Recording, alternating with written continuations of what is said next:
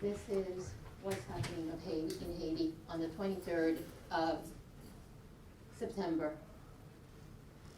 This is how do you get a supply chain when the streets, someone has taken the time to put bottles like this.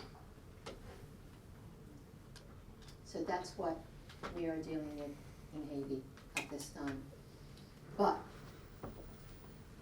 let's see.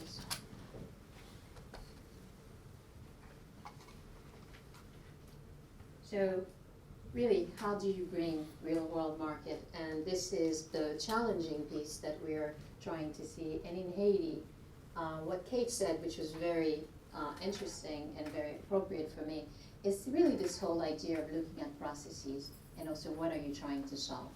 So we have farmers in Haiti, and they are the poorest in the world. And the World Bank gave money, and they actually fell on blockchain by mistake.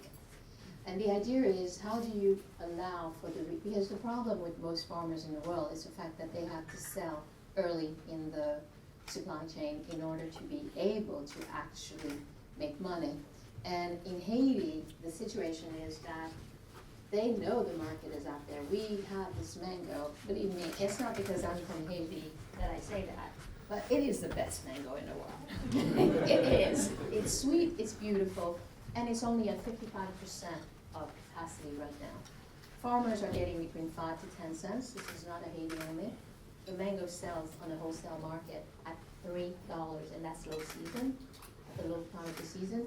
At the high season, you can go up to 10 to 15 per kilo, and the customer is paying between 25 to 35 per kilo, and it's only at 55% of capacity. So what, the promise of distributed ledger, we are singing the choir here.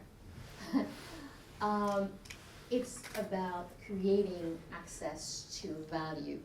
But that value, we need to start thinking, it's not really, does not have to be digital cash. It has to be, how do I create trust in systems to then create that value? So, how do I allow people to retain ownership?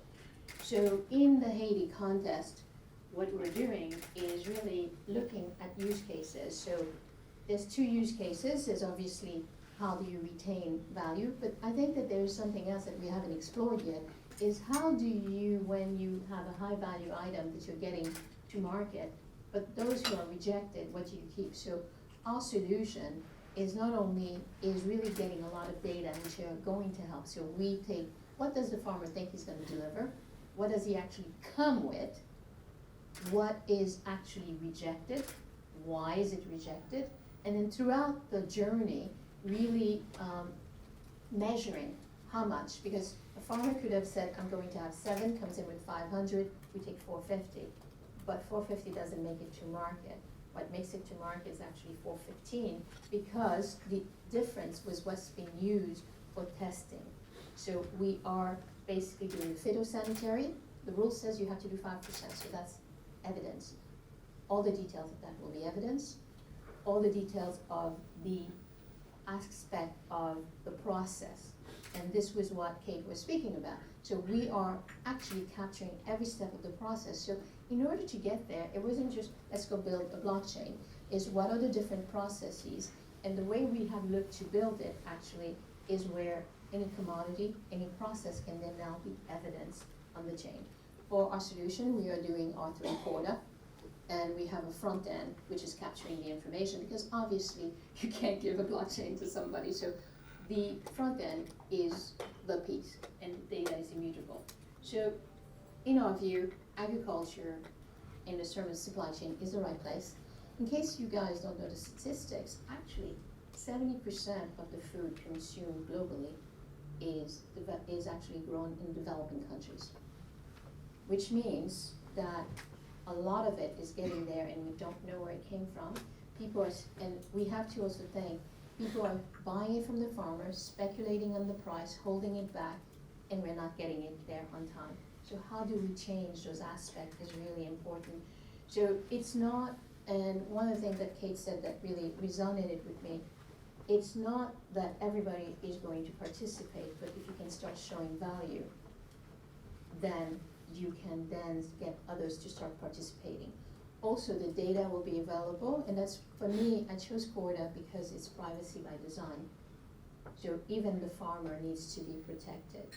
We don't need to know what their capacity is. We just need to know that what they're delivering to us is the right thing. And what we are also doing is, obviously, the QR code, when the product comes in, you can tell the whole journey. And I will be glad to say that when we're live, you will actually get the carbon footprint, because we will have known every step of the time where it's been, the geolocation of it, and having had the person say where they are. So AgriLedger, we see it being able to be done for fruit, but in Haiti, this is what we're replacing. The young boy, and this is a picture I took in L'Antibonite. This is the process right now. So we don't want the mangoes in a sack, because that bruises them. So we're teaching them how to get it to where then you have the right value for that mango. And then, it's really, best thing is the communication challenge. So I have to say, they didn't know I was Haitian when I applied, but it's been a great thing, because I can sit down with the farmer and actually explain to him what's going on. And that's and our approach is really going in locally with local people. You still need extension people, you still need people to explain, but we don't, you know what, they didn't care about blockchain. They just want to know, can I trust it? Can my money come in? Which is the other piece. We're not only tracking the goods, we're also tracking the cost, which means when it's paid for using, I'm no longer using smart contract, I'm using Ricardian contracts. So working with our partners, we're looking to partner with Rosenblatt to actually start looking at creating these legally binding, because everybody who agrees to use the system has to be using it, and we measure along the time. So we're measuring what is the temperature. Does it breach the temperature? If it breaches the temperature, then the lot is no good. Who's responsible for it? Where did it happen? Did it happen on the boat to the US? So if it happened on the boat, then insurance needs to pay for it. And that then means you need to start. So right now, we're using loggers, which are plugged in. But we have actually developed it to also use IoT, and to then connect that information back up. Because I think it's important to actually warn also that it's gonna happen. So if the temperature is dropping, 15 minutes of a low temperature doesn't spoil the fruit. What spoils it is 3, 4, 5 hours. So let's let the system can then actually notify, please come and do something about it, and then we don't have loss, because then you also have less loss in fruit. Now, we've done 2 dry runs in Haiti. This is the factory.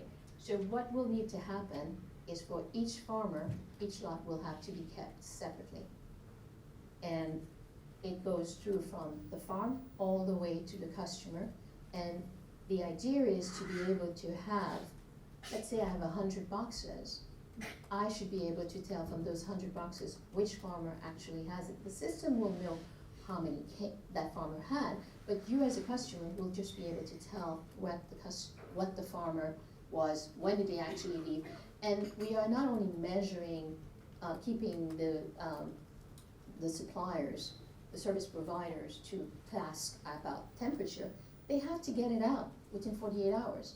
They don't get it out in 48 hours, then it's no good. Do whatever you want with it, but you're now having to pay. The idea is really, how do we get to a common standard? And I think that's the piece which is important. And for me, I don't think we are, for me, my vision at AgriLedger is to help lead the way, but I want others to work with me. I don't want to be doing the vessel information. I have data that needs to then be passed over to for the bill of lading. All that information so that we can start removing all these questioning, because once we get to the US, you need to be able to demonstrate to the government that it has not been tampered with and all those things. Those are current requirements. So at the end of the day though, a farmer, which is now currently making 5 to 10 cents, will be getting about 80 cents to $1 on the kilo. Wow. Thank you.